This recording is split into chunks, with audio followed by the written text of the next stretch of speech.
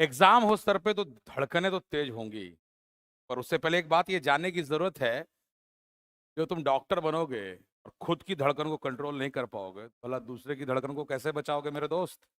यानी कि हमें धड़कन को कंट्रोल में करना है, नीट की परीक्षा में बैठना है और बढ़िया परफॉर्मेंस देकर दूसरे की धड़कन को बचाने का इंतजाम करना है। एक जबरदस्त जादू तुम्हारे साथ, एक जबरदस्त मैजिक तुम्हारे साथ होने वाला है, यूं कहूं एक जबरदस्त मिरेकल तुम्हारे साथ होने वाला है। और वो ये होगा कि जब आप एग्जामिनेशन हॉल में जाओगे, जाने से पहले आप कुमार या कुमारी बनकर जाओगे, यानी आपके नाम क्या है, कुछ स्पेसिफिक चीजें नहीं होंगी। और 3 घंटे अपने धड़कन को कंट्रोल में रखा मेरे दोस्त, अगले 3 घंटे के बाद नाम के साथ डीआर लगाकर बाहर निकलोगे। इससे बड़ा जादू धरती पर कुछ नहीं हो सकता, माइंड यू। तो सबसे पहले कुर्सी की पीढ़ी बांध लीजिए, लंबी सांस लीजिए और हल्के से इसे छोड़िए और फिर सोचिए कि क्या करना चाहिए अगले कुछ दिनों में जब हमें नीट की तैयारी करनी है। पहले आप सभी को इस बात का यकीन जो आपको आता है वो बढ़िया नॉलेज है, प्रेशर में मत आइएगा। खुद से बहुत ज्यादा उम्मीद करके अगर एग्जाम में जाओगे तो माइनस मार्किंग ही हाथ में लेकर आओगे। उम्मीद मत करो, बस ये सोचकर जाओ मेरे को जितना आएगा मैं उतना बनाऊंगा।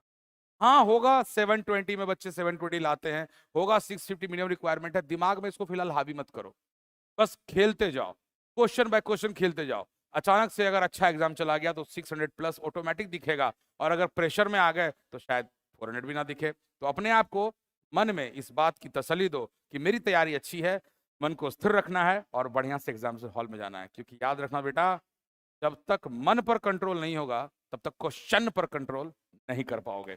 अब आई बात कि सर हम क्या पढ़ें।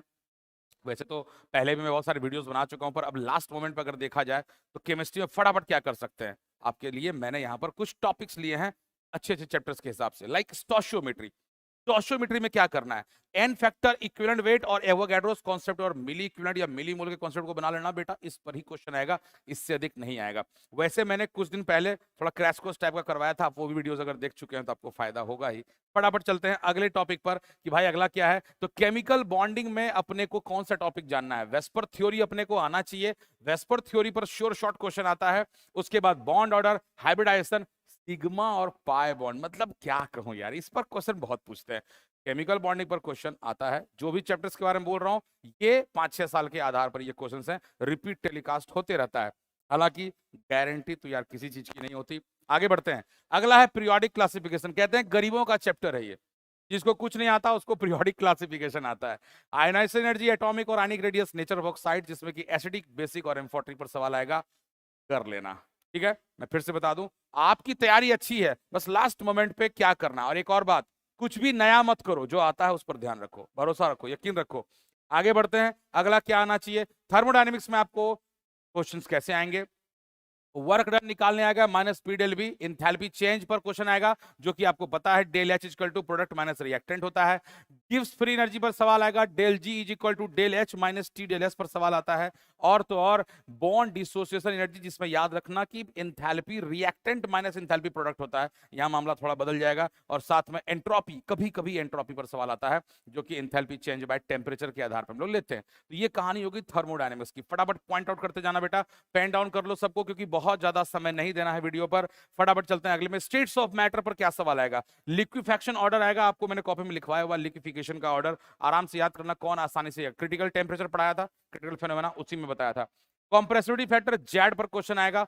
ग्राफ इस तरह के आपने पढ़े होंगे, ग्राफ पर दिमाग में रखना, कौन आसानी से कंप्रेस होगा, कौन आसानी से कंप्रेस नहीं होगा। Z more than 1 less than 1 is equal to 1 पर बात करेगा। और वांडर वाल्स इक्वेशन, बहुत खुश हुआ तुम पर, तो लॉज पूछ लेगा, जिसमें कि बहुत सारे लॉज आते हैं, like Boyle's law, Charles law, Gay Lussac's law, यहां तक कि डाल्टन्स लॉ पर भी कभी कभी माहौल बना देगा। क्लियर है, आगे बढ़ते हैं अगले सवाल। अगला चैप्टर जो है आपका वो है डी ब्लॉक। अमूमन इनऑर्गेनिक केमिस्ट्री में लोगों को लगता है कि यार ये तो रटने की चीज है, गलत फहमी पालते हो यार। टू द पॉइंट स्पेसिफिक चीजों को पढ़ लो, रटने की जरूरत नहीं पड़ती, प्रैक्टिस की कमी है। Periodic classification, chemical bonding, inorganic है, तुम्हें लगता है इसे रटना पड़ता है, क्वेश्चन प्रैक्टिस करके बच्चे याद कर लेते हैं। डी ब्लॉक, ऑक्सीडेशन नंबर पर क्वेश्चन आएगा, जिसके आधार पर एन फैक्टर पूछेगा। सिंपल, बैलेंसिंग आना चाहिए। अगर आपको बैलेंसिंग आता है, यानी रिडॉक्स रिएक्शन में अगर आपने बैलेंसिंग पढ़ रखा है, like ion electron method, oxidation number method, acidic medium, basic medium, अगर बैलेंसिंग आपको आता है, लगा दो ना यार, और क्या चाहिए। काम खत्म। KMnO4 और K2CR2O7 के रिएक्शंस के आधार पर बात होगी। आगे बढ़ते हैं, कोऑर्डिनेशन कंपाउंड की बात करते हैं, isomerism, hybridisation, crystal field theory और मैग्नेटिक नेचर पर सवाल आएगा।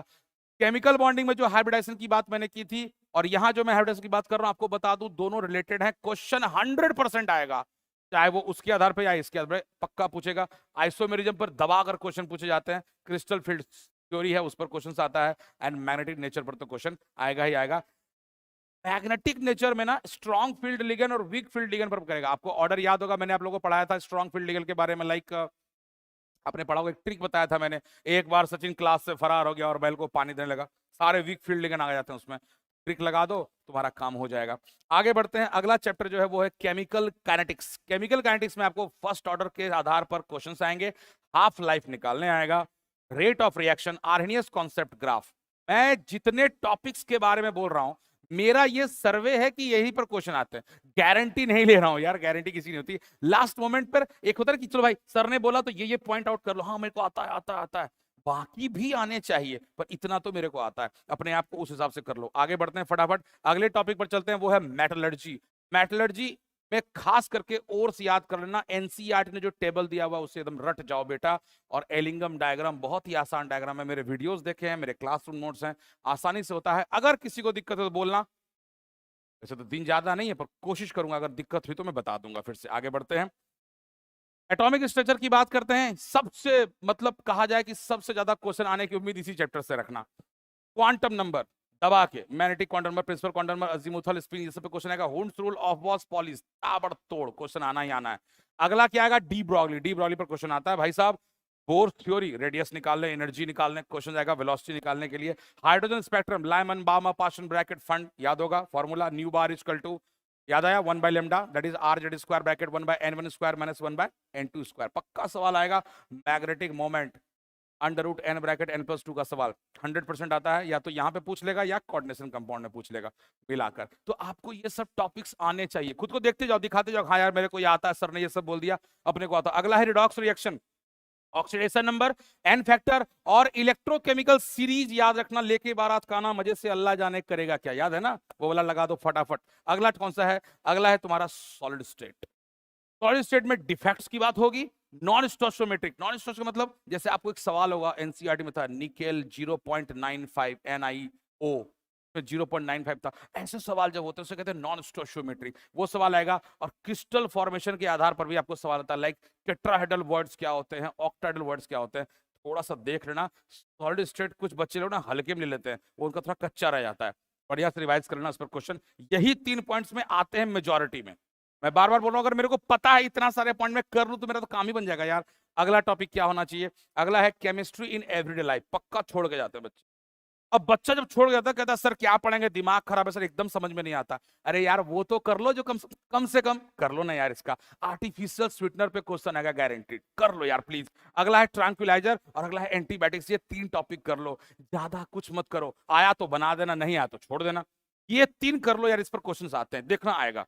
आगे बढ़ते हैं, अगला है आपका इलेक्ट्रोकेमिस्ट्री। इलेक्ट्रोकेमिस्ट्री बहुत ही बड़ा चैप्टर है, रिवाइज करते थे, प्रांच लाता बच्चों का, उसमें सिर्फ 2 चीज पढ़ो, नर्स्ट इक्वेशन, जिसमें नर्स्ट इक्वेशन के इक्वेशन से गिब्स वाला इक्वेशन भी जोड़ के सवाल पूछ सकता है, और मोलर कंडक्टिविटी वाला, कंडक्टिविटी इनटू 1000 बाय कंसंट्रेशन वाला, ये सब सवाल आते हैं। बहुत बड़ा चैप्टर है पर ये 2 टॉपिक पर ट्रेंडिंग रहता है, कोशिश कर लेना। अगले टॉपिक पर चलते हैं, अगला जो है वो आपका surface chemistry. Again surface chemistry देखते ही बच्चे का मन भारी हो जाता है, यार कितना थ्योरी है सर, एकदम याद नहीं होता। पहला, मेरे YouTube चैनल के ट्रिक वाले प्लेलिस्ट पर चले जाइए और ट्रिक वाले में जाकर सरफेस केमिस्ट्री का निकालिए, वहां 3 ट्रिक होंगे, उसमें से पहला और तीसरा देख लीजिए, काम हो जाएगा आपका। एकदम धांसू ट्रिक है वो, जबरदस्त। और फ्रेंडली एडजॉर्प्शन आइसोथर्म के ग्राफ और इक्वेशन को थोड़ा पढ़ लीजिएगा, उस पर क्वेश्चन आते हैं। तो ये हो गई बात। अगले टॉपिक पर चलते हैं, अगला है हमारा बायोमोलिक्यूल्स। ऑर्गेनिक केमिस्ट्री में बायोमोलिक्यूल्स और पॉलीमर्स ऐसे चैप्टर्स हैं जो जिसे गरीबों का चैप्टर कहा जाता है। वो अगर गलत है तो मतलब भाई तो फिर सही क्या है। बायोमोलिक्यूल्स में क्या आना चाहिए, essential and non essential amino acid. मेरे दोस्त ट्रिक वाले प्लेलिस्ट पे जाना, अमाइनो एसिड पर मैंने 2 तरह का वीडियो बनाया हुआ है, एक एसेंशियल नॉन एसेंशियल को याद करने का ट्रिक और स्ट्रक्चर, प्लीज देख लो, तुम्हारा काम हो जाएगा। अगला ग्लाइकोसाइडिक लिंकेज, आपको पता है जब दो कार्बोहाइड्रेट्स आपस में मिलते हैं मोनोसेक्राइड्स तो ग्लाइकोसाइड लिंकेज बनाते हैं, तो बनता है पॉलीसेक्राइड, डाइसेक्राइड, ऐसे बनता है। तो उसकी यहां पर बात है, तो किस तरह से वो मोनोसेक्राइड से पॉलीसेक्राइड्स तक बनाते हैं, इसका सफर स्टार्च, सेलुलोज, ये सब की बात है, कर लीजिएगा। अगला चैप्टर कौन सा है? पॉलीमर्स। पॉलीमर्स में आप मेरे ट्रिक वाले प्लेलिस्ट पर चले जाइएगा, उसमें एक वीडियो मैंने पॉलीमर का बनाया है, एक बार सिर्फ उतना देख लीजिए, उससे बाहर क्वेश्चन नहीं आएगा, बात मेरी मानो। पॉलीमर्स, मोनोमर्स आएगा, ट्रिक वीडियो है, और साथ में बायोडिग्रेडेबल पॉलीमर्स, पीएचबीवी, आपको याद होगा, पीएचबीवी बायो, बस काम खत्म, इतना सही करना है, सिर्फ इतना इतना कर लो ना यार, काम बन जाता है, क्या बात कर रहे हो। अगला है solution and it's colligative properties, ज्यादातर बच्चों का अच्छा ही होता है। इस पे क्या क्या आ सकता है? पहला concentration based problems, molarity, normality, molality, mole fraction, ये सब क्वेश्चन। अगला हेनरीज लॉ, कभी कभी पूछ लेता है, हेनरीज लॉ पर सवाल आएगा, लेकिन रॉल्स लॉ और कॉलिगेटिव प्रॉपर्टीज पर एकदम तैयारी करके जाना बेटा, इस पर क्वेश्चन इस बार आ रहा है। कॉलिगेटिव प्रॉपर्टीज का सवाल में एबनॉर्मल भी कर लेना, कहने को पूरा लग रहा है पर क्वेश्चन जब आ जाए तो छूटना नहीं चाहिए, इतना आसान चैप्टर है ये, बाकी आपकी मर्जी। अगला क्या है? अगला है इक्विलिब्रियम। इक्विलिब्रियम से क्या क्वेश्चन आएगा? सीधा फंडा, इक्विलिब्रियम कांस्टेंट, कम से कम के का वैल्यू निकालने आएगा। दूसरा पीएचपीओएच, आसान टॉपिक, आयनिक का पीएचपीओएच, acid base theory, Arrhenius, Bronsted, Lewis, तीनों याद कर लेना। और सॉल्युबिलिटी प्रोडक्ट, 100% सॉल्युबिलिटी प्रोडक्ट पर क्वेश्चन आने की संभावना रहती है। 100% बोलकर भी मैंने बहुत रिस्क लिया, पर मुझे लगता है कि आएगा जरूर। अरे सर आपने बोल दिया, सर आया नहीं, बोल रहा हूं भाई, ले ले यार, क्या दिक्कत है। अगला इन्वायरमेंटल केमिस्ट्री, मैं सीधा कहता हूं इन्वायरमेंटल केमिस्ट्री पे पॉल्यूशन और पॉल्यूटेंट्स, इस दोनों को पढ़ लेना, काम बन जाएगा। पॉल्यूशन और पॉल्यूटेंट्स, उनके नाम याद रख लेना, बस इससे बाहर क्वेश्चन नहीं आएगा। अब देखो कितना आसान काम कर दिया मैंने, पूरे चैप्टर में से बस ये दो बात पढ़ लो। और last but not the least is organic chemistry. अब ऑर्गेनिक केमिस्ट्री में बच्चा सोचता है समंदर है सर, मतलब आपने भी मेरी ये बात सुनते ही हंस दिया होगा घर पे, क्या सर का ऑर्गेनिक केमिस्ट्री, कम से कम क्या ठीक कर सकते हैं? GOC reaction mechanism. देखो इंडक्टिव इफेक्ट पर क्वेश्चन आने की संभावना प्रबल है, एसिडिटी और बेसिसिटी पर ना आए क्वेश्चन, ऐसा हो नहीं सकता है। सॉलिड क्वेश्चन पूछेगा, ऑर्डर पूछ लेगा एसिडिटी का, जो बोल रहा हूं उसको कर लेना कम से कम। कार्बोकेटायन, कार्बाइनाइन और फ्री रेडिकल का स्टेबिलिटी ऑर्डर याद कर लेना, और उसके बाद SN1 SN2 का भी ऑर्डर बेस्ड क्वेश्चन आएगा। तो जनरल ऑर्गेनिक केमिस्ट्री में ये सवाल तो आते ही हैं। इसके अलावा कुछ नेम रिएक्शंस की बात करूं, लाइक रेमर टेमन रिएक्शन, फिनॉल से सैलिसाइल्डिहाइड बनता है। उसके बाद वुड्स रिएक्शन, फेमस रिएक्शन है। फ्रिडल क्राफ्ट हमेशा आता है, पिछले साल भी आया था Friedel Crafts, aldol condensation, कार्बाइलमाइन reaction. Name reactions तो जितने याद कर सकते हो कर लो। ऑर्गेनिक में सीधा फंडा, जितना पढ़ो कम है, लेकिन कम से कम क्या पढ़ो? Reaction mechanism, GOC and reaction mechanism आप पढ़ लो, नेम रिएक्शन सारे पढ़ लो, ये दो काम कम से कम कर लो, आपका ऑर्गेनिक बहुत अच्छा जाने की संभावना रहेगी। बाकी तो जितना पढ़ोगे उतना अच्छा है। ये छोटी सी कहानी थी, तो धड़कनों को बैलेंस कीजिए, दूसरे की धड़कन को बचाने की तैयारी करनी है। आज के लिए इतना ही, उम्मीद है आप सभी का एग्जाम बहुत अच्छा जाएगा। All the very best for your examination, तोड़ के आना है, ठीक है? Good bye.